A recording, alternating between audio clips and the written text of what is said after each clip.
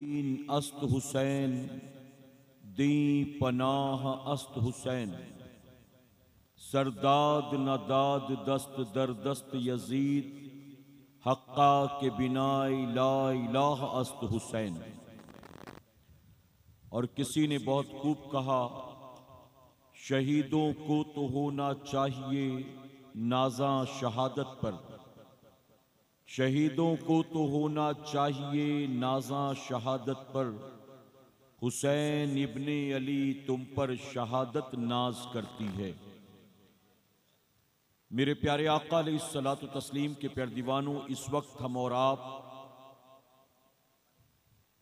शहीदे Karbala conference में मौजूद हैं और वक्त तेजी के साथ आगे बढ़ रहा है और बस थोड़ी देर के बाद आपको आज का मरकजी खिताब इंशाअल्लाह औलादे गौसे आज़म आली जनाब हज़रत अल्लामा मौलाना सैयद अमीनुल कादरी साहब क़िबला से समाअत करना है। मेरे प्यारे आका अलैहिस्सलातु तस्लीम के प्यारे दीवानों, सैयद साहब की तशरीफ़ आवरी से पहले अपने शऊर के मुताबिक कुछ बातें मैं आपके गोश गुजार करूँगा, इस नीयत के साथ कि मैं जो कुछ भी कहूँ मेरा करीम उस पर सबसे पहले मुझे, उसके बाद आप तमाम को अमल की तौफीक अता फरमाए।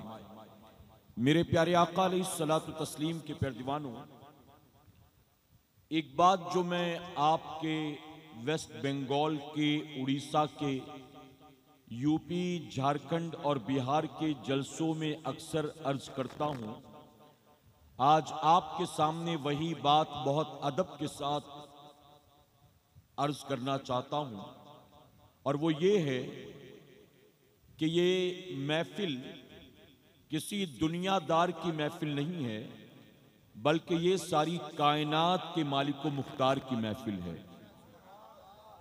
ये किसी दुनियादार की महफिल नहीं है, बल्कि ये महबूबे परवरदिगार की महफिल है।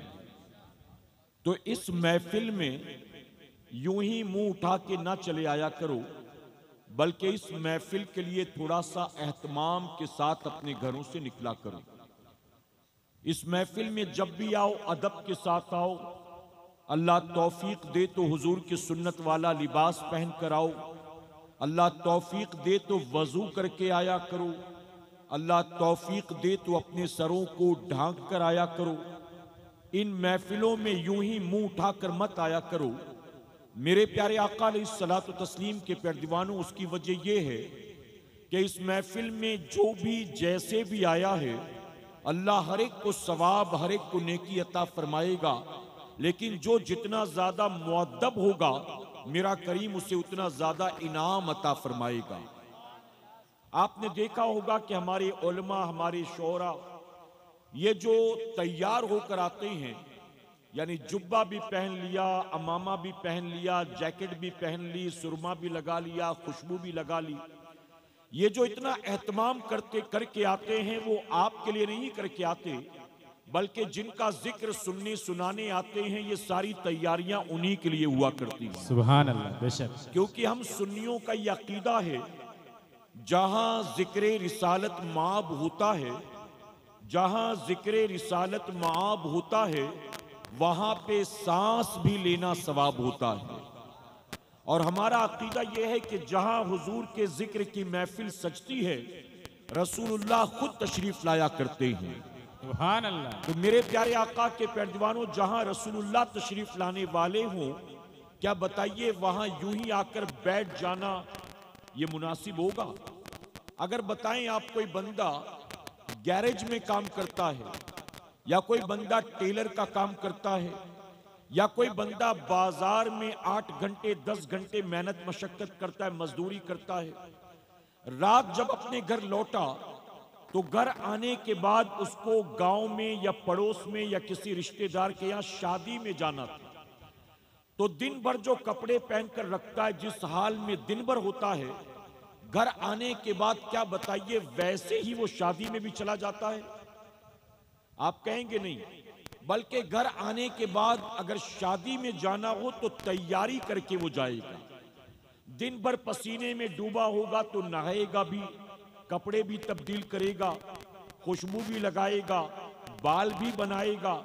अगर दिन भर बाजार में स्लीपर पहनकर काम किया है तो शादी ब्याह में जूता पहनकर जाएगा, स्लीपर पहनकर नहीं जाएगा। मेरे प्यारे आका के पैरवानों, अगर मान लीजिए आपके इलाके के एमएलए साहब ने आपको मिलने के लिए बुलाया, आपको लंच पर एमपी साहब ने बुलाया है, आपको मिनिस्टर के साथ डिनर करने का मौका मिला है, आपको प्रेसिडेंट की तरफ से दिल्ली इनवाइट किया गया है, आप मुझे दिल पर हाथ रखकर बताएं, क्या आप ऐसे बड़े बड़ों के पास यूं ही मुंह उठाकर चले जाएंगे?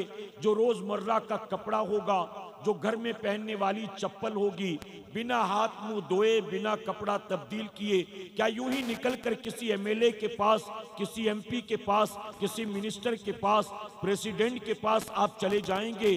तो हर कोई कहेगा कि नहीं नहीं, ऐसे तो कोई नहीं जाएगा। बुलाने वाला जितना बड़ा होता है उसके पास जाने के लिए तैयारी भी वैसी ही की जाती है। अब मुझे सुन्नियों, दिल पर हाथ रखकर बताओ, अगर बुलाने वाला मेजबान बड़ा हो तो हम भी तैयारी उसी एतबार से करके जाते हैं। इस कायनात में अल्लाह ने अपने महबूब से बड़ा भी किसी को पैदा फरमाया है?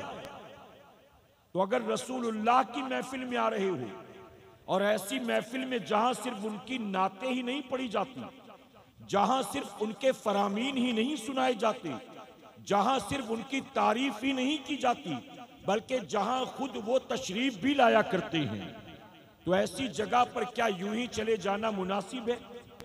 मेरे प्यारे आका के पैरवानों, आज जो हालात बन गए हैं ना मुल्क के, आज जो मुल्क के हालात बन गए, इन हालात में मेरा मशवरा यह है कि सिर्फ जलसों ही में टोपी ना पहना करो, बल्कि हमेशा टोपी पहनने की आदत बनाओ।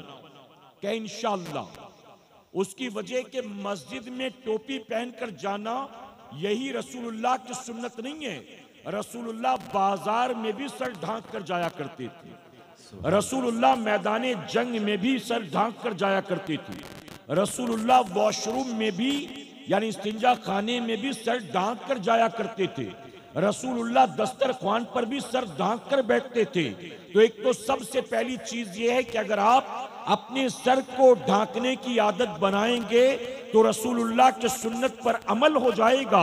और अल्लाह न करे, 100,000 बार न करे, अगर कहीं कहीं दुश्मन के शिकार हो गए और किसी ऐसी जगह पर आपको लोगों ने घेर कर मार दिया कि जहां लोग आपको जानते पहचानते नहीं हैं, तो कम से कम आपके सर पर टोपी होगी, आपकी जेब में टोपी होगी, तो आपकी टोपी से तो पता चल जाएगा कि हमने जिसको मारा है ये कलमा पढ़ने वाला मुसलमान है। वरना अगर आपके पास टोपी नहीं होगी तो आपको मारकर मारने वाले चले जाएंगे और बाद में लोगों को आपको नंगा करके देखना पड़ेगा कि किस मजहब से ताल्लुक रखता है। करेक्ट है कि नहीं? बताओ। और बुरा मत मानिए, एक बात और अर्ज करूं अदब के साथ। मैं पिछले साल भी इस जलसे में आया था, शायद आपको याद हो, मुझे तो याद है अच्छी तरह से। आपके यहां अक्सर गांव में बड़े बड़े सालाना जलसे होते हैं और सालाना जलसों में कौमे मुस्लिम के लाखों रुपए खर्च होते हैं। करेक्ट है कि नहीं? बताइए। सालाना जलसों में कौमे मुस्लिम के लाखों रुपए खर्च होते हैं, लेकिन जलसे में आने के बाद बहुत तकलीफ होती है ये देखकर कि जिस गांव में 28 साल से, 32 साल से, 40 साल से, 45 साल से सालाना जलसा होता चला रहा है, जिस गांव की मस्जिद का मीनार इतना ऊंचा है, जिस गांव के अंदर 2-2 मदरसे चलते हैं, उस गांव के जलसों में आने वाले जवानों को यह भी पता नहीं है कि जलसे में आने के आदाब क्या है। अब आप बताइए कि जिस कौम के जवान को यही नहीं पता कि जलसे में जाने के आदाब क्या हैं, उसे और कोई चीज मालूम होगी? नमाज में कितनी बातें शर्त हैं, नमाज के फराइज कितने हैं, नमाज के वाजिबात कितने हैं, आप बताइए ये किसे पता होगा? जिसे इस महफिल में आने के आदाब नहीं मालूम। अगर कहूं तो गलत नहीं होगा, उसे पता नहीं कलमा भी याद होगा कि नहीं याद होगा। मेरे प्यारे आका के पैरवानों, हमारी कौम के जवान, अगर आप इनसे पूछो कि मुझे YouTube पर चैनल बनाना है, कैसे बनाऊं, तुझे मालूम है? वो कहेगा क्या नाम से बनाना है बता, मैं बना देता हूं। वो कहेगा ला मैं बना देता हूं तेरा चैनल, मैं तेरा फेसबुक पर पेज बना देता हूं, मैं तेरा अकाउंट बना देता हूं, मैं तेरी वीडियो लोड कर देता हूं, मैं तेरा वीडियो वायरल कर देता हूं। मेरे प्यारे आका के पैरवानों, वो तमाम चीजें जो आज दुनिया में जरूरियात के एतबार से हम इस्तेमाल करते हैं, हमने वो सारी चीजें तो सीख ली, लेकिन मुसलमान माँ की कोख से पैदा हुए, मुसलमान बाप दादा परदादा के घर और खानदान में पैदा हुए, मुसलमान के घर पैदा होकर अगर कोई बच्चा 15 साल 18 साल 20 22 23 साल का जवान हो गया और उसे 5 कलमा नहीं आता, उसे गुस्ल करना नहीं आता, उसे वजू करना नहीं आता, तो ये बताइए कितनी बड़ी शर्म की बात है हमारे और आपकी। सिर्फ नारे लगा लेना काफी नहीं है, सिर्फ नात शरीफ सुनकर नजराना लुटा देना काफी नहीं है, सिर्फ जलसों में रात भर बैठकर अपनी हाजिरी लिखा देना यह काफी नहीं है, बल्कि मेरे प्यारे आका के पैरवानों, मौजूदा दौर में जरूरत इस बात की है कि अपने दीन को सीखने की कोशिश करें। आप कहें इंशाअल्लाह, मोहब्बत से कहें, अपने दीन को सीखने की कोशिश करें। कल मगरिब के बाद माह मुहर्रम का चांद होगा, या फिर कल नहीं हुआ तो परसों होगा। मेरे प्यारे आका के पैरवानों, 1 मुहर्रम से आप जानते हैं कि इस्लामी नए साल का आगाज होता है, पता है कि नहीं आपको? 1 जनवरी से मुसलमानों के नए साल का आगाज नहीं होता, हमारे नए साल का आगाज होता है 1 मुहर्रमुल हराम से।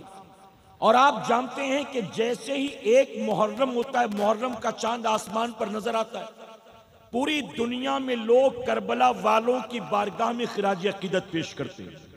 करेक्ट है कि नहीं बताओ? मेरे प्यारे आका के पैरवानों, मुहर्रम के आने से पहले ही आपके गांव के जलसे को करबला वालों की तरफ मंसूब किया गया।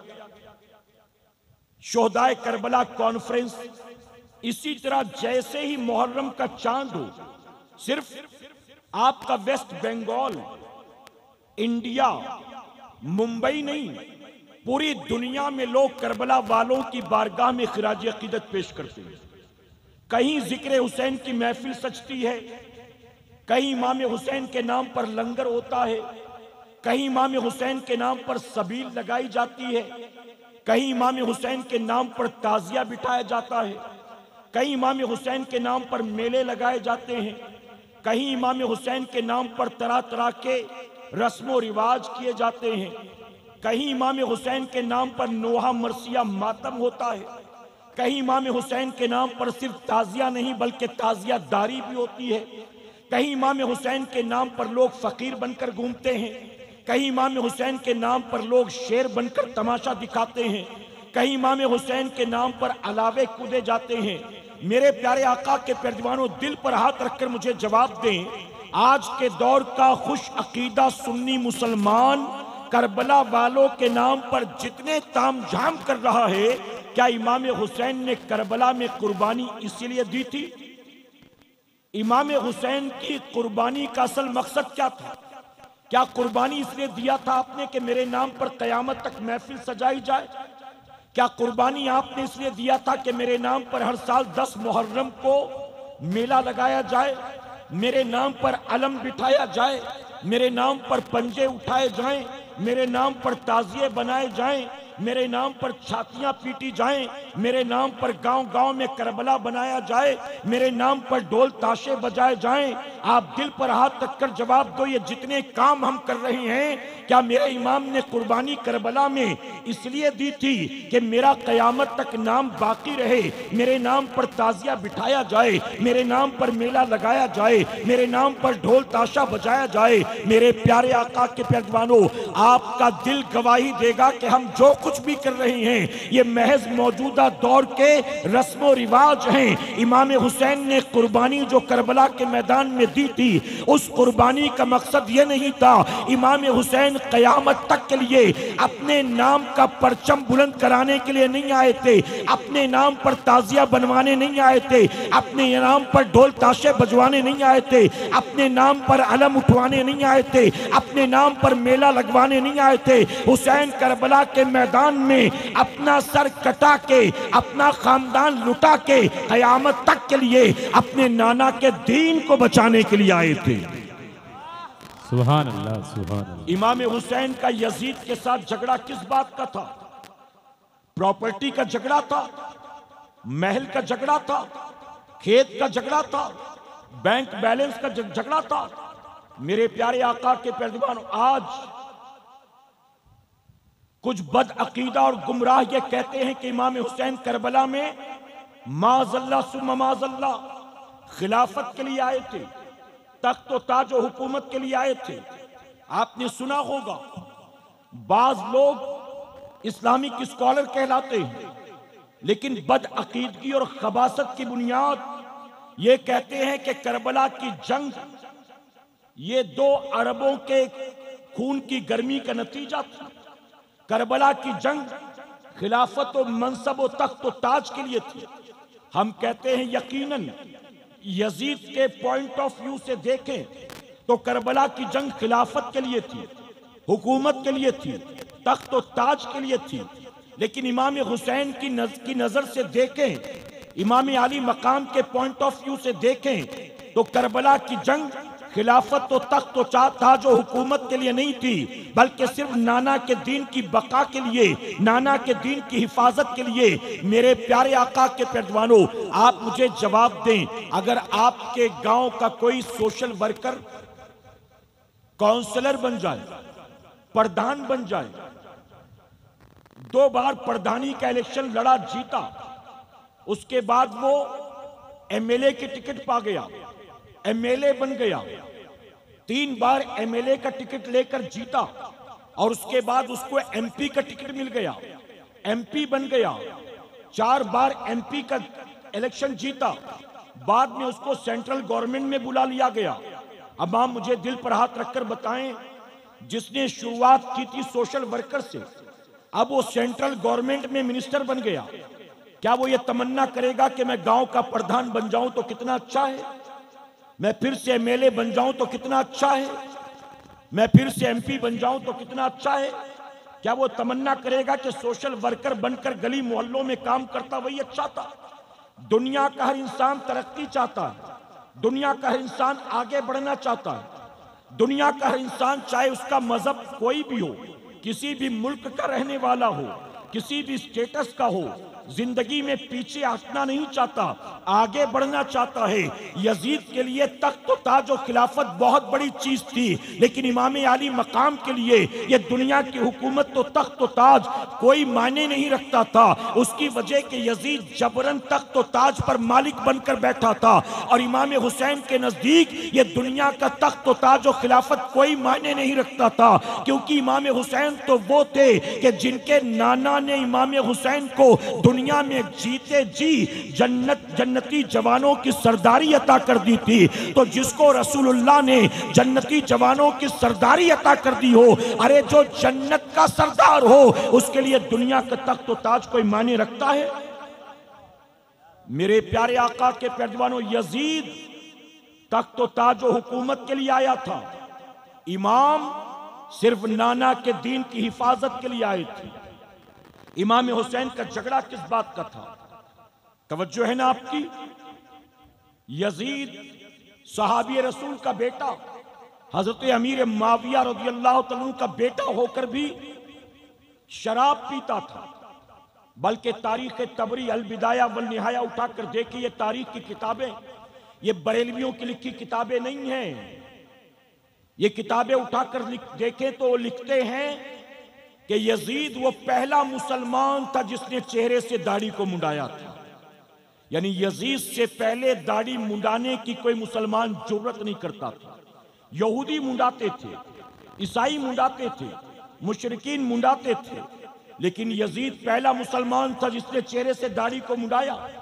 यजीद शराबी था, यजीद जुआरी था, यजीद जानी था। यजीद के महल में रात भर ढोल घुंघरू बजा करते थे, नाच गाना होता था। रात भर उसके महल में नाच गाने, शराब और शबाब और कबाब की महफिल सजा करती थी। ये सारी बुराइयां उसके अंदर होने के बावजूद वो चाहता था कि इमाम हुसैन उसकी बैयत कर ले, इमाम हुसैन उसके हाथ में हाथ दे दे।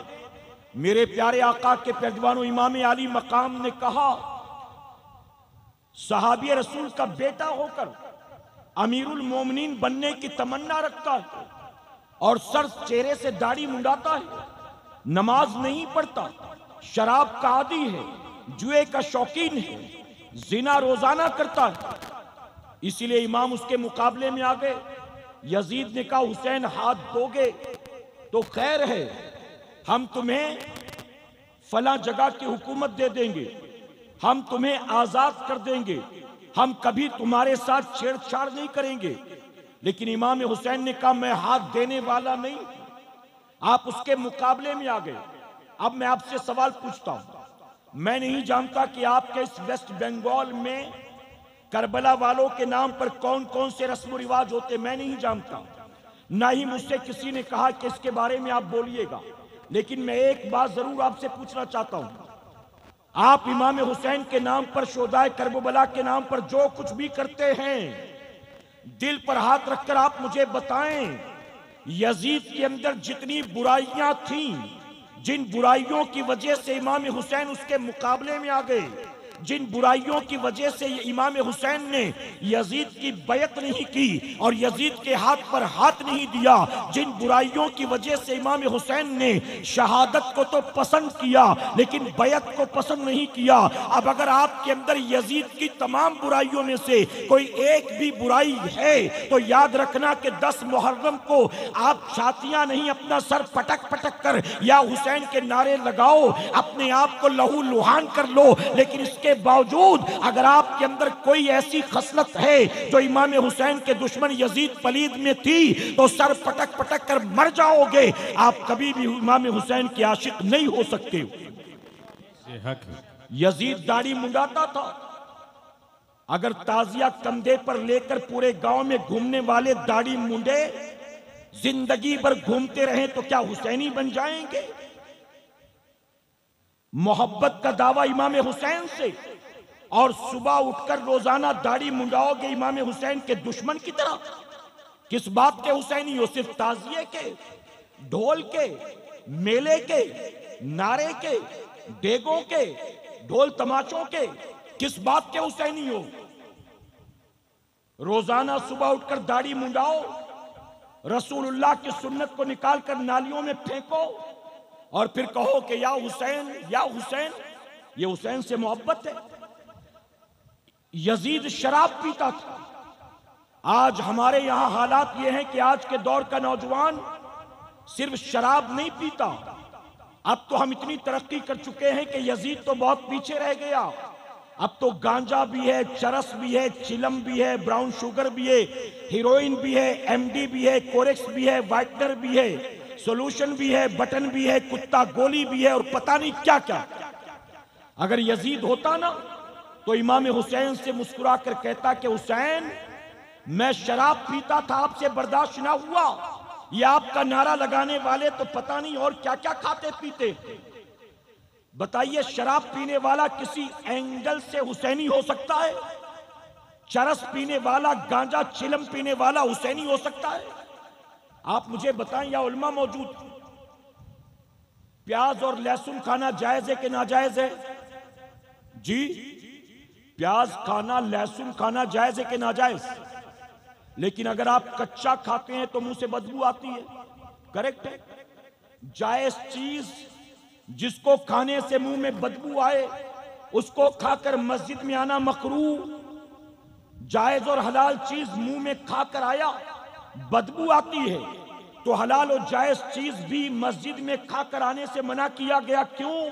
क्योंकि बदबू आती है। तो हलाल और जायज चीज में अगर बदबू आए तो मस्जिद में खा के आना मकरूह है। अब जिसे वाज़े तौर पर हराम करार दे दिया गया, अगर तुम मुसलमान होकर वो खाओगे पियोगे और हफ्ते में एक बार आकर जुमा की 2 रकात पढ़ लोगे, तुम क्या समझते हो इस 2 रकात के एवज अल्लाह तुम्हें सीधे जन्नत अता कर देगा?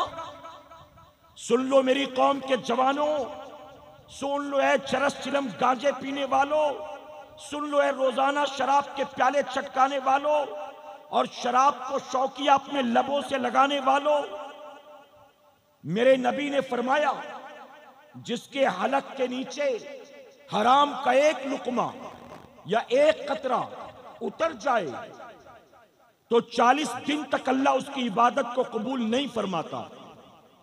40 दिन तक न सजदा कबूल, न तिलावत कबूल, न दुआ कबूल, न इबादत कबूल। अगर हराम का एक लुकमा, अब बताइए, जो हर दूसरे तीसरे दिन चरस चिलम गांजे पीता हो, अफीम पीता हो, वाइटनर लेता हो, ब्राउन शुगर लेता हो, एमडी लेता हो, हीरोइन लेता हो, जो कुछ भी नशे के लिए लेता हो जिसे शरीयत ने हराम करार दे दिया है, अगर वो हर हफ्ते में 2-3 बार खाता पीता है और हफ्ते में एक बार जुमा की आकर 2 रकात पढ़ता है, रसूलुल्लाह ने फरमाया महीने भर की नमाजें कबूल होना तो दूर की बात है, अगर तूने एक हलक के नीचे हराम का एक लुकमा उतार लिया तो महीने भर की इबादत तो दरकिनार, 40 दिन तक तेरी इबादत को अल्लाह कबूल करने वाला नहीं। और सिर्फ यही नहीं, मैं सिर्फ शराब, चरस, चिलम, गांजे की बात नहीं करता। जिसका धंधा सूद का है, जिसकी कमाई जुए की है, जिसका कारोबार फ्रॉड का है, जिसने अपने ही पट्टीदार, रिश्तेदार, पड़ोसी, अपने ही भाइयों का माल गबन कर रखा, बाप के इंतकाल के बाद बहनों का हक खा के बैठ गया, छोटे भाइयों को कहा 2-2 लाख रुपए लो और अपना अपना रास्ता देखो, और कोई मांगा तो हाथ पैर तोड़ दूंगा। हालांकि हिस्से में सबके 20-20 लाख निकलते थे और डरा धमका कर चूंकि बड़ा था तो 2-2 देकर भगा दिया। अगर तूने ये भी खा लिया है तो याद रखना, मेरे आका ने 1450 साल पहले फरमाया, एक आदमी तवील सफर तय करके आएगा, मक्का मुअज्जमा पहुंचेगा, हरम में दाखिल होगा, गिलाफे काबा को पकड़ेगा और रब की बारगाह में रो रो कर दुआएं करेगा। ऐ मेरे सहाबा बताओ, अल्लाह उसकी दुआ कबूल करेगा कि नहीं करेगा? सहाबा ने अर्ज किया, या रसूल अल्लाह सल्लल्लाहु अलैहि वसल्लम, यकीनन उसकी दुआ अल्लाह जरूर कबूल फरमाएगा। आका फरमाते, नहीं नहीं, उसकी दुआ अल्लाह कबूल करने वाला नहीं है। सहाबा कांप गए, तवील सफर तय करके आया है, सफर की सोबतें बर्दाश्त करके आया है, हरम में दाखिल हुआ है, काबा के सामने पहुंचा है, गिलाफ को पकड़ लिया है और गिड़गिड़ा कर दुआएं करता है। फिर आखिर क्या वजह है कि उसकी दुआ कबूल नहीं होती? आका फरमाते हैं, उसके जिस्म के ऊपर लिबास हराम कमाई का है और उसके पेट के अंदर लुकमा भी हराम कमाई का। ये किसी का पेड़ दबाकर बैठ गए, दुकान खाकर बैठ गए, घर पे कब्जा कर लिया, किसी को डरा धमका कर उसकी चीजें छीन ली, पार्टनर के साथ धोखा कर दिया, फ्रॉड के धंधे कर लिए, जुआ खेला उसमें बना लिया, या सूद का कारोबार कर लिया। मैं brown sugar, heroine, MD, Corex की ही बात नहीं करता।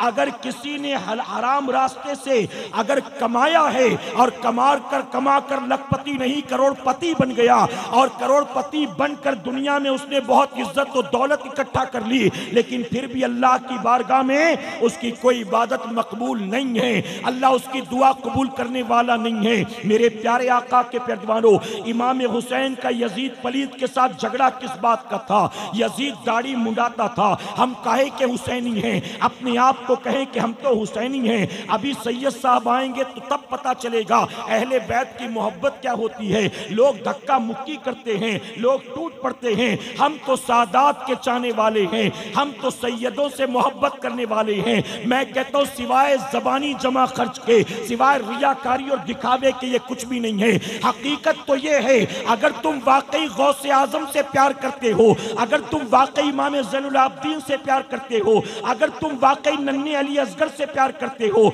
अगर तुम वाकई नौजवान अली अकबर से प्यार करते हो, अगर तुम वाकई हज़रत अब्बास अलमबरदार से प्यार करते हो, अगर तुम शहीद करबला इमाम अली मकाम से प्यार करते हो, अगर तुम इनके बाबा मौलाए कायनात से प्यार करते हो, तो मोहब्बत सिर्फ जबानी जमा खर्च ना हो। अगर इनसे मोहब्बत करते हो तो मोहब्बत की असल दलील ये है, अपने आप को इनका आशिक ऐसे बनाओ, ऐसे बनाओ, ऐसे बनाओ कि फिर चेहरा भी उन्हीं की तरह हो, सीरत भी उन्हीं की तरह हो, इखलाक भी उन्हीं की तरह हो, लिबास भी उन्हीं की तरह हो, किरदार भी उन्हीं की तरह हो। फिर जबान पर फिल्मी नगमे नहीं होंगे, जबान खुलेगी तो गौसे आजम की मनकबत होगी। नारे तकबीर, नारे रिसालत, नारे हैदरी, नारे हैदरी। हक है। हर सुबह उठकर दाढ़ी मुंडाओ और इमाम हुसैन की मोहब्बत में कोई कमी ना आए। यजीद के महल में रोजाना रात नाच गाने की महफिल सजती थी। उसके यहां बाकायदा तबला बजाने वाले, हारमोनियम बजाने वाले सैलरी पर थे, नाचने वाली रक्कासाएं सैलरी पर थी। हर रात महफिल सजती थी और पूरी रात वो उसी महफिल में गुजारता था। ऐ मेरी कौम के जवानों, आज बताओ, हमारे पास ढोल तबला बजाने वाले तनख्वाह पर नहीं है, हमारे पास घर में आकर नाचने के लिए औरतें नहीं हैं, लेकिन हमारे पास ये मोबाइल फोन है ना। यजीद जो पैसे खर्च करके महल के बंद कमरे में कर रहा था, आज हम वही वाईफाई और डेटा के जरिए अपने मोबाइल से कर रहे हैं। अरे यजीद के यहाँ एक रात नाचने के लिए एक आती थी, दूसरी रात दूसरी आती थी। ढोल तबले हारमोनियम वाले तो रोजाना वही होते थे। हम तो उससे कितना आगे निकल गए हैं, हम तो उंगली के इशारे पर हर हीरोइन को नचा रहे होते हैं, हम तो न जाने कितनों से ढोल तबला बजवा रहे होते हैं। ऐ मेरी कौम के जवानों, यजीद के महल में रात भर ढोल घुंघरू की आवाज आती थी और आज हमारे कानों में भी रात भर ढोल घुंघरू की और नाच गाने की आवाज आती है। अरे जिन आवाजों से अल्लाह और उसके रसूल ने नफरत की, जिन आवाजों के मुकाबले में इमाम हुसैन खड़े हो गए, आप जरा सोचो कि वही आवाजें हम भी सुने और फिर मुहर्रम के दिन कहे या हुसैन हम न थे, या हुसैन हम न थे, और फिर हुसैन पाक की मोहब्बत के नारे लगाओ। ये कैसी मोहब्बत है इमाम हुसैन से। ऐ सरकारे मदीना के पैरवानों, अगर इमाम हुसैन से मोहब्बत है, ये ताजिया मोहब्बत की अमानत अलामत नहीं है, ये ताजिया दारी मोहब्बत की अलामत नहीं है, अलम का बिठा लेना मोहब्बत हुसैन की अलामत नहीं है, नारा लगा लेना मोहब्बत हुसैन की अलामत नहीं है, सिर्फ और सिर्फ नजरो नियाज का एहतमाम कर लेना इमाम हुसैन की मोहब्बत की अलामत नहीं है। अगर वाकई अहले बैत से प्यार है, करबला वालों से प्यार है, आज इस शोहदाए करबला कॉन्फ्रेंस से उठने से पहले तय कर लेना, आज के बाद मेरी जिंदगी यजीद के नक्शे कदम पर नहीं चलेगी। अब जीऊंगा तो हुसैन की तरह और मरूंगा तो गुलामे हुसैन की तरह। सुभान अल्लाह, सुभान अल्लाह। मेरे प्यारे आका के पैरवानों, 10 मुहर्रम की तारीख थी। सुबह से यजीदियों ने जंग का आगाज किया। तवज्जो है ना आपकी? 10 मुहर्रम की तारीख थी। अहले बैत या तहार, उनके रुफ़क़ा 3 दिन से भूखे प्यासे थे। यजीद की तरफ से बहुत पेशकश की गई, समझाया गया, बहलाया फुसलाया गया, डराया धमकाया गया, लेकिन इमाम हुसैन ने कहा किसी भी हालत में एक फासिक व फाजिर के हाथ पर मैं हाथ नहीं देता, किसी भी सूरत में मैं यजीद की बैत नहीं करता। आखिरकार 10 मुहर्रम को सुबह से जंग का आगाज हुआ। एक एक करके इमाम आली मकाम के रुफ़क़ा शहीद होते रहे। 10 मुहर्रम की तारीख की जुमा का दिन था। जो करबला में नहीं थे वो जुमा की नमाज की तैयारी कर रहे थे। इमाम हुसैन ने अपने एक साथी को बुलाया और कहा जाओ यजीदियों से कहो थोड़ी देर के लिए जंग रोक दो, हमें जोहर की नमाज अदा कर लेने दो, बस नमाज पढ़ लें, उसके बाद कंटिन्यू करना। मुसाफिर थे, अगर जोहर की नमाज की मोहलत मिल भी जाती तो 2 रकात फर्ज पढ़ना था। आपका कासिद गया, जब जाकर उसने यजीदियों से बात की तो जानते उन्होंने क्या कहा? उन्होंने कहा हुसैन को जान बचाने का बड़ा अच्छा बहाना सूझा है। हुसैन ये सोचते हैं कि नमाज के नाम पर हम जंग को रोक देंगे। जाओ जाकर हुसैन से कहो नमाज पढ़ने का इतना ही शौक है तो पढ़ो, हम रोकने वाले नहीं, लेकिन शर्त यह है कि पहले यजीद की बैत करो। यजीद की बैत कर लोगे हम नमाज पढ़ने देंगे, यजीद की बैत नहीं की हम मुरव्वत नहीं करेंगे, सजदे में सर काट देंगे। ये कौन कह रहा था? ये वो कह रहे थे जो खुद भी मुसलमान समझे जाते थे, ये खुद भी मुसलमान बने हुए थे। इमाम हुसैन का कासिद आया, आकर कहने लगा कि वो मोहलत देने को तैयार नहीं, बल्कि वो तो धमकी देते हैं कि अगर आपको नमाज पढ़ना है तो पहले बैत करो, अगर बैत किए बगैर आपने नमाज शुरू कर दी तो कहते हैं कि नमाज की हालत में गर्दन काट देंगे। तवज्जो है ना आपकी? आप जानते हो मेरे इमाम ने क्या जवाब दिया? 22,000 खून की प्यासी नंगी तलवारें सर पर लहरा रही थी और साथ ही धमकी भी मिल गई थी कि अगर आपने बारिश हो रही है, बारिश शायद शुरू हो गई है, थोड़ा अंदर की तरफ आ जाइए, आपको इत्मीनान के साथ अंदर की तरफ आ जाइए। देखिए ये जो टेंट बनाया गया है इसमें आराम से बैठ सकते हैं सब लोग। আপনারা ভিতরে প্রবেশ করুন। दीवानों में अर्ज कर रहा था कि इमाम हुसैन के कासिद ने आकर कहा कि वो मानने को तैयार नहीं, बल्कि वो धमकी दे रहे हैं। वो कह रहे हैं कि अगर नमाज पढ़ना है तो पहले यजीद की बैत करो और फिर नमाज पढ़ो। अगर बिना बैत के तुमने नमाज शुरू कर दी तो हम मुरव्वत नहीं करेंगे, हम सजदे में सर काट देंगे।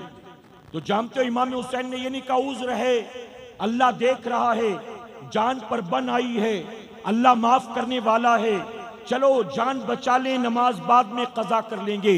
इमाम जानते थे अगर कज़ा कर दूंगा तो क़यामत तक जब भी करबला का जिक्र किया जाएगा तो हर कहने वाला यही कहेगा कि हुसैन ने नमाज कज़ा कर दी थी, हुसैन ने नमाज कज़ा कर दी थी। इसलिए इमाम ने क़यामत तक के लिए मिसाल कायम कर दी। आपने नमाज को कज़ा नहीं फरमाया, आपने कहा जाओ जाकर यजीदियों से कह दो कि मुझे धमकियां देना बंद कर दे।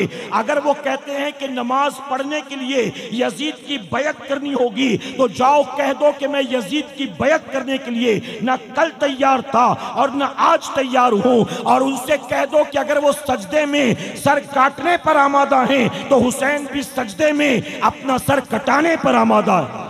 सुभान अल्लाह, सुभान इमाम ने कहा सर कटता हो तो कटे, लेकिन नमाज कज़ा नहीं होगी।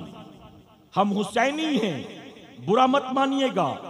जब 10 मुहर्रम को ये ढोंग धतूरे करते हो ना तो उस दिन फज्र पढ़ी होती है आपने, जोहर पढ़ी होती है आपने, असर मगरिब इशा पढ़ते हो आप, मेला तो लगाते हो हुसैन के नाम पर, ढोल भी, तमाशा भी, खिलौने भी, मर्द औरत की खलत मलत, बेहयाई, बेपर्दगी भी, यह सब कुछ करते हो जिसका करबला से कोई ताल्लुक नहीं है। और इमाम हुसैन करबला में सजदे की हालत में अपने सर को कटा रहे हैं। हर तारीख निगार यही लिखता है, हर सीरत लिखने वाला यही लिखता है, हर खतीब अपनी तकरीर में यही कहता है। इस रिवायत में कहीं कोई इख्तलाफ नहीं है। मेरे इमाम 3 दिन के भूखे प्यासे थे, हालत सजदा में आपने सर को कटाया है, अपने खेमे में नहीं, अपने घोड़े की पुष्ट पर नहीं, अपने घर के दस्तरख्वान पर नहीं, बल्कि सजदे की हालत में। और इमाम ने सजदे में सर कटा के बता दिया, ऐ क़यामत तक आने वाले मेरे नाना के उम्मतियों, अपनी आंखों से देख लो, हुसैन को बेटा भी प्यारा है, भाई भी प्यारा है, शहर बानो भी प्यारी है, हुसैन को बेटी सकीना भी प्यारी है, हुसैन को अपना घर बार भी प्यारा है, हुसैन को अपनी जिंदगी और मदीना भी प्यारा है। लेकिन ऐ मेरे नाना के उम्मतियों देख लो, हुसैन को अगरचे सब चीजों से प्यार है, लेकिन सजदे में सर कटाकर इमाम ने बताया हुसैन को सबसे ज्यादा नाना की आंखों की ठंडक नमाज से प्यार है। सुभान अल्लाह, सुभान अल्लाह, सुभान अल्लाह। इमाम हुसैन 22,000 तलवारों के साए में जान को दांव पर लगाकर नमाज अदा करें।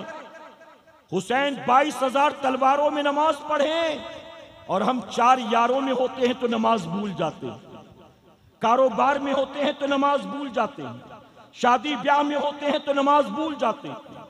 मेरे प्यारे आका के पैरवानों, अगर वाकई इमाम हुसैन से 100% नहीं 10% भी प्यार करते हो, आज शहीदे करबला कॉन्फ्रेंस से ये तोहफा लेते हुए जाना, ऐ इमाम सजदे में आपने सर को कटाया था, आपकी शहादत वाला महीना करीब है और इस माह मुहर्रम के आने से पहले हम तमाम वादा करते हैं, हम महज ज़बानी जमा खर्च वाले सुन्नी नहीं बनेंगे, हम सिर्फ यजीद के नक्शे कदम पर चलने वाले हुसैनी नहीं बनेंगे। ऐ इमाम, हमें आपसे मोहब्बत है, आपके नाना से मोहब्बत है। अब दुनिया इधर की उधर हो जाए, हम जानबूझकर एक वक्त की नमाज को कज़ा नहीं करेंगे, आप ये तय करके जाएंगे और आज यहां से तोहफा लेकर जाएंगे, कहीं इंशाअल्लाह। इंशाअल्लाह हमारी माएं बहनें भी सुन लें। अच्छा, बारिश तेज होगी तो थोड़ा अंदर और गुंजाइश हो तो आ जाएं आप। ये जो कैमरे लगे हैं ना, इसके आगे आकर बैठ जाएं आप। मैं आपको भले नजर ना हो कोई बात नहीं, जब सैयद साहब आएंगे तो कुर्सी आगे कर दी जाएगी ताकि आगे वाले भी देख सकें। तो थोड़ी सी मेहनत बर्दाश्त कर लें आप। यकीनन अल्लाह आप सबको इसका अजर अता फरमाएगा। और यह आपका मशक्कत बर्दाश्त करना भी यकीनन इमाम हुसैन के नाम पर है। ठीक है मेरे प्यारे आका के पैरदीवानों, अब मुझे आवाज भी आने लगी बारिश की और बूंदे भी दिखाई दे रही हैं, तो शायद तेज हो गई है, अंदर की तरफ आकर बैठ जाएं। एक बार दुरूद शरीफ पढ़ लें आप। अल्लाहुम्मा सल्ली अला मुहम्मद व आलिहि अल्फ मरहबा। मेरे प्यारे आका अलैहिस्सलातु तस्लीम के पैरदीवानों, अब अपनी माओ बहनों और बच्चियों के लिए एक बात अर्ज करता हूं। करबला की बात चल रही थी ना, तो वो भी एक मिसाल, उनके लिए भी एक मिसाल और उनके लिए भी एक तोहफा, वो भी अपने साथ लेते जाएं। एक बार और दुरूद शरीफ पढ़ लें आप। सल्लल्लाहु अला नबील उम्मी व आलिहि व सल्लल्लाहु अलैहि वसल्लम। सलातो व सलामुन अलैका या रसूलल्लाह सल्लल्लाहु अलैहि वसल्लम। आपने 2 बार दुरूद शरीफ पढ़ा। ताक अदद अल्लाह को बहुत पसंद है, यानी ऑड नंबर्स, तो 3 हो जाए, ताक अदद हो जाए, इसलिए एक बार और दुरूद शरीफ पढ़ लें। अल्लाहुम्मा सल्ली अला मुहम्मद व आलिहि अल्फ मर्रा। मेरे प्यारे आका अलैहिस्सलातु तस्लीम के पैरदीवानों, करबला में अहले बैत के जो आखिरी चश्मो चिराग बचे थे, उनका नाम आप जानते हैं, क्या नाम था उनका? जी देखिए, आप यहां वहां देख रहे हैं, आपकी तवज्जो यहां नहीं है। करबला में जो अहले बैत के आखिरी चश्मो चिराग बचे थे, ये जो अभी हमारे सैयद साहब आने वाले हैं ना, ये उन्हीं की औलाद में से हैं। आखिरी चश्मो चिराग जो बच गए थे, इमाम ज़ैनुल आबिदीन। इमाम ज़ैनुल आबिदीन फरमाते, जिन्हें कहा जाता है आबिदे बीमार, इमाम ज़ैनुल आबिदीन फरमाते हैं कि जब हम मदीने से चले मक्का मुअज़्ज़मा के लिए, तो मेरी फूफी ज़ैनब हमारे साथ थी। हम जब मक्के पहुंचे, फूफी ज़ैनब साथ थी। फिर मक्के से हम कूफा के लिए चले, तो फूफी ज़ैनब साथ थी। फिर जब हम कूफा जाना चाहते थे, कूफा नहीं जाने दिया गया, हुर के लश्कर ने घेरा और हमें करबला लेकर आ गए। हम करबला पहुंचे तो फूफी ज़ैनब साथ थी। इमाम ज़ैनुल आबिदीन कहते हैं, मदीना शरीफ से लेकर करबला तक पूरे सफर में मेरी फूफी ज़ैनब साथ थी। और इस पूरे सफर में मैंने देखा कि मेरी फूफी ज़ैनब ने किसी रात तहज्जुद की नमाज को क़ज़ा नहीं फरमाया है। पूरे सफर में हर रात तहज्जुद की नमाज अदा कर रही हैं। आप भी सुने, घर की औरतों तक पैगाम पहुंचाएं, और जो माएं बहनें बच्चियां बैठी हैं वो भी सुन लें। इमाम ज़ैनुल आबिदीन कहते, पूरे सफर में मेरी फूफी ज़ैनब ने कभी तहज्जुद को क़ज़ा नहीं किया। हम करबला आ गए। करबला में मकान नहीं था, खेमा था, जमीन रेत की थी, बिस्तर नहीं था, खाने पीने का थोड़ा सा सामान था, कोई बहुत खाने पीने का सामान और इंतजाम भी नहीं था। इमाम ज़ैनुल आबिदीन कहते, करबला में 2 तारीख, 3 तारीख, 4 तारीख, 5 तारीख हम घर पर नहीं हैं, करबला में हैं। तपते सेहरा में खेमा लगा हुआ है, लेकिन मेरी फूफी ने किसी रात तहज्जुद की नमाज को क़ज़ा नहीं किया। 7 तारीख को यजीदियों ने पानी बंद कर दिया। 8 तारीख हुई तो पानी खत्म, खाने की चीजें खत्म। 9 तारीख आई तो करबला के मैदान में अहले बैत के छोटे छोटे बच्चे भूखे प्यासे थे। इमाम ज़ैनुल आबिदीन कहते, पानी तो बंद हो गया, लेकिन फूफी की तहज्जुद बंद नहीं हुई। मेरी फूफी की तहज्जुद बंद नहीं हुई। फिर कहते, 10 तारीख को सुबह से जंग का आगाज हुआ, यहां तक के दोपहर होते होते तमाम हमारे जो रुफ़क़ा थे, अहले बैत थे, यजीदियों ने सबको शहीद कर दिया। ये जो शहीद किए गए, इनमें कोई मेरी फूफी का भाई था, कोई भतीजा था, कोई भांजा था। ये जो 72 लोग शहीद किए गए, इनमें हजरत ज़ैनब के 2 बेटे भी थे, और मोहम्मद जिनका नाम था। एक की उम्र 7 साल, एक की 11 साल आती है। ये 2 बेटे हजरत ज़ैनब के थे। इमाम ज़ैनुल आबिदीन कहते हैं कि रात का वक्त था, 10 मुहर्रम को हमारा पूरा खेमा लूट लिया गया, अहले बैत को शहीद कर दिया गया। 10 मुहर्रम का दिन गुजरा, जब सूरज डूबा, मगरिब के बाद 11 की रात आती है। इमाम ज़ैनुल आबिदीन कहते हैं 11 तारीख थी और ये 11 तारीख अहले बैत के लिए करबला में कोई क़यामत से कम तारीख नहीं थी। हम बड़ा पूरा कुनबा लेकर निकले थे, सब कुछ लुट चुका था। हमारे खेमे के चारों तरफ हमारे अपनों की लाशें बिखरी पड़ी थी। इमाम ज़ैनुल आबिदीन कहते हैं रात के वक्त जब मैंने ये देखा तो मैं देखकर हैरान रह गया। रात की तारीकी में मेरी फूफी ज़ैनब ने खेमे का पर्दा हटाया है, खेमे से बाहर निकल कर आती है। चारों तरफ जो लाशें बिखरी हुई थी, मेरी फूफी ने एक नजर चारों तरफ बिखरी लाशों को देखा। इमाम ज़ैनुल आबिदीन कहते किसी का सर तन से जुदा था, किसी के हाथ पैर भी जुदा कर दिए गए थे, किसी का चेहरा पहचानने में नहीं आता था, किसी के जिस्म को घोड़े की टापों से रौंदा गया था।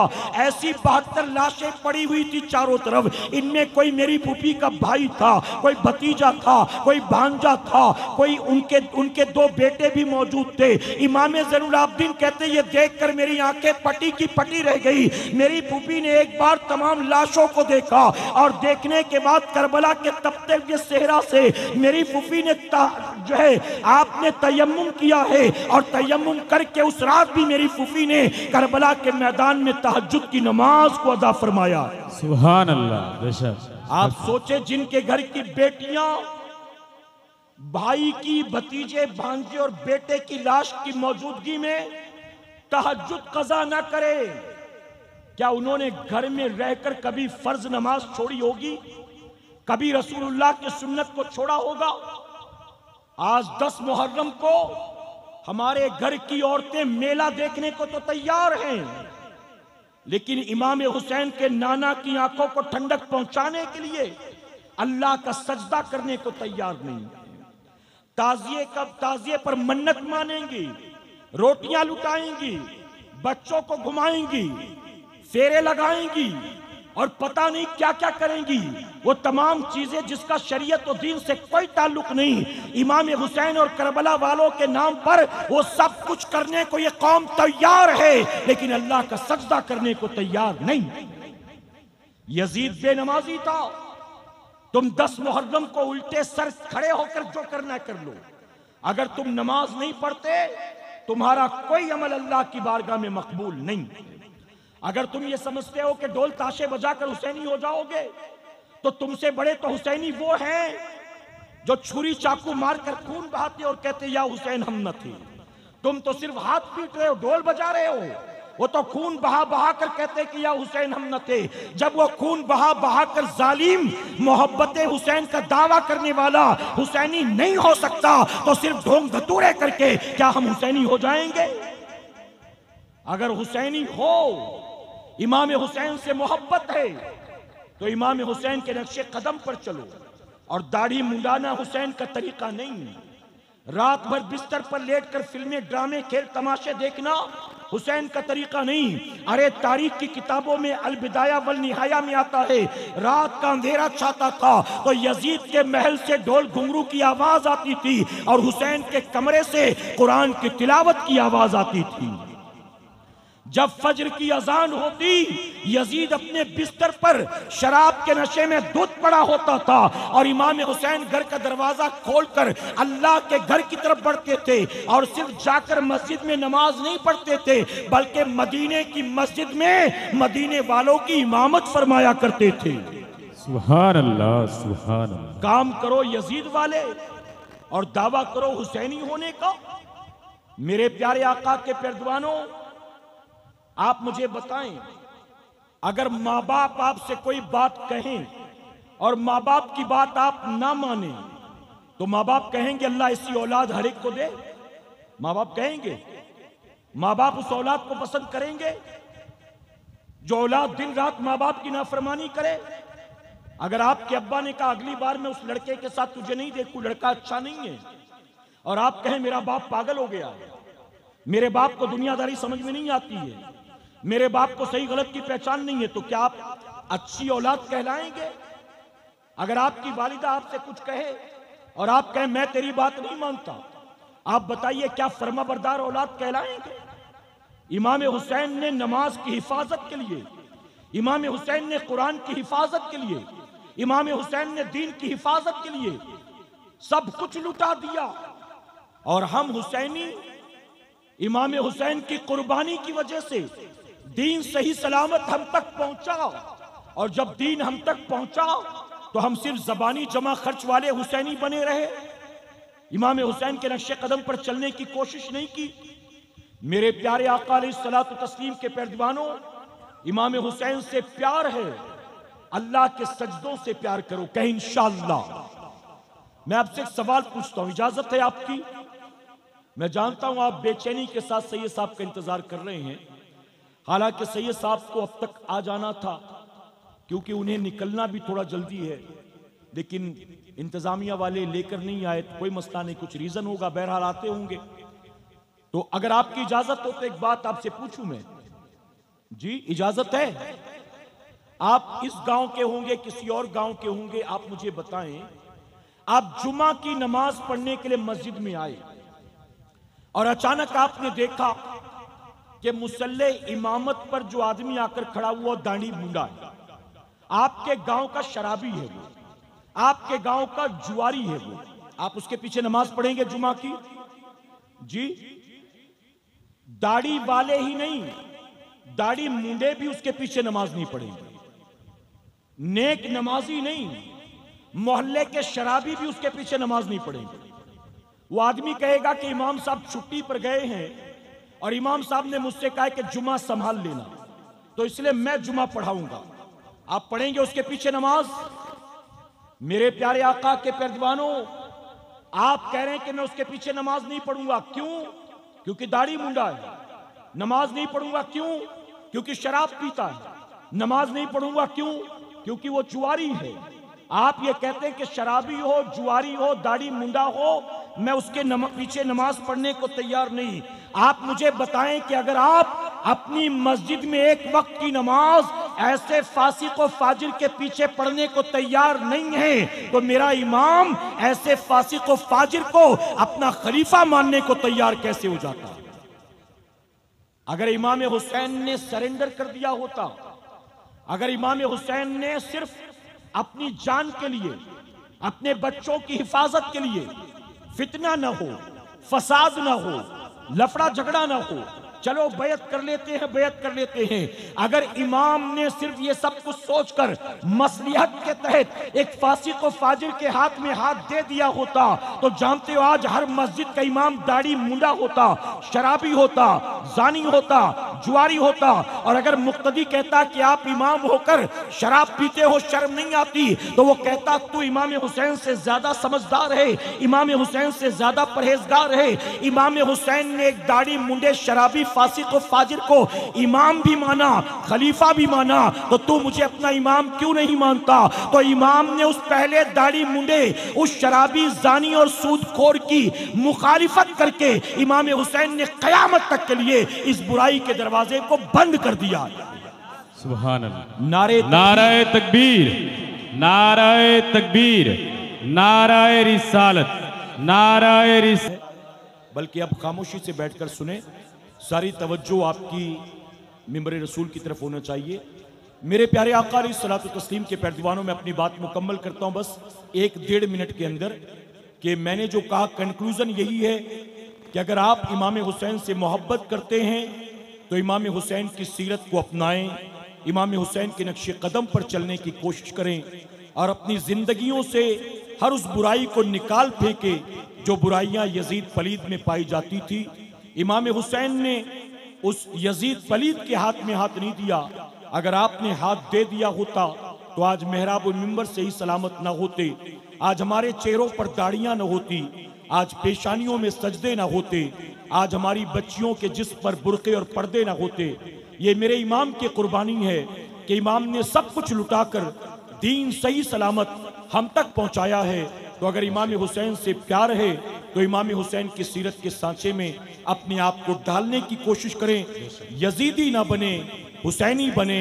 यजीद से नफरत है तो यजीदियत से नफरत करें, हुसैन से मोहब्बत है तो हुसैनियत से मोहब्बत करें। इसीलिए किसी शायर ने बहुत खूब कहा, हुसैन गर ना शहीद होते, हुसैन गर ना शहीद होते तो आज घर घर यजीद होते, आज घर घर यजीद होते।